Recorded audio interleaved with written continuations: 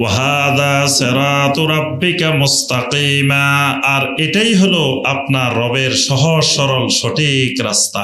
কাদ ফাসসালনাল আয়াতি লিকাওমিন ইয়াযাক্কারুন, এমনি ভাবে যারা উপদেশ গ্রহণ করে তাদের সামনে আমার আয়াতগুলোকে বিস্তারিত বর্ণনা করে দিই। লাহুম দারুস সালামি ইনদা রাব্বিহিম ওয়া হুয়া ওয়ালিয়্যুহুম বিমা কানু ইয়ামালুন, আর এই মানুষগুলোর জন্য আছে তাদের রবের কাছে দারুস সালাম, নিরাপদ আবাস। দারুস সালাম মানে জান্নাত। ওয়া হুয়া ওয়ালিয়্যুহুম বিমা কানু ইয়ামালুন, আর তিনি হলেন তাদের অভিভাবক, তিনি তাদের বন্ধু, বিমা কানু ইয়ামালুন, তাদের ওই কর্মকাণ্ডের আমলের কারণে। ওয়া ইয়াউমা ইয়াহশুরুহুম জামিআ, আর আমি তাদেরকে একদিন সবাইকে সমবেত করব।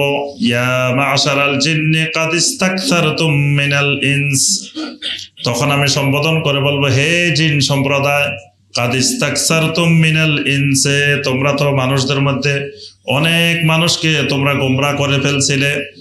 ওয়াকালা আউলিয়াহুম মিনাল ইনসি, মানুষদের মধ্য থেকে যারা নেতৃত্ব দিয়েছিল তারা বলে উঠবে, রব্বানা ইসতামতা বাদুনা বিবাদিন ওয়া বালাগনা আজালানা আল্লাযী আজ্জালতা লানা, রব্বুল আলামিন আমরা একজন আরেকজনের থেকে বিভিন্ন বিষয়ে উপভোগ করেছিলাম। ওয়া বালাগনা আজালানা আল্লাযী আজ্জালতা লানা, আপনি যেই নির্ধারিত সময় নির্ধারণ করে দিয়েছিলেন সেই সময় পর্যন্ত আমরা জিন আর মানুষ মিলে একজন আরেকজনের থেকে উপভোগ করেছি। অর্থাৎ জিন বলতে এখানে জিন শয়তান মানুষকে প্রভাবিত করে গোমরাহ করার জন্য তারা সারা জীবন প্রচেষ্টা চালিয়েছে। আর মানুষের মধ্য থেকেও কিছু আউলিয়া ওহম, মানে তাদের যারা নেতৃত্ব দিয়েছিল, যাদের মুরব্বী ছিল, এরা ওই জিন দ্বারা প্রভাবিত হয়েছিল। আল্লাহ পাক বলবেন, জাহান্নামই হলো তোমাদের ঠিকানা, খালিদিনা ফিহা, এখানে তোমাদেরকে স্থায়ীভাবে থাকতে হবে। ইল্লা মা শা আল্লাহ, তবে আল্লাহ যদি চান, আল্লাহ চাইলে আল্লাহ তোমাদেরকে জাহান্নাম থেকে বেরও করতে পারেন। ইন্না রাব্বাকা হাকীমুন আলিম, অবশ্য আপনার রব মহা হিকমতের অধিকারী, মহা ইলমের মালিক।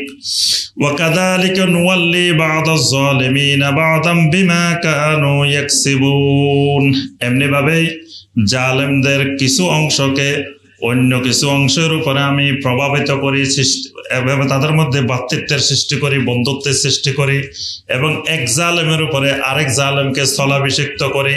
বিমা কানু ইয়াকসিবুন, তাদের কৃতকর্মের কারণে। আল্লাহ রাব্বুল আলামিন আমাদের সবাইকে এই আয়াতে কারিমাগুলোর আলোকে আমল করার তৌফিক দান করুন।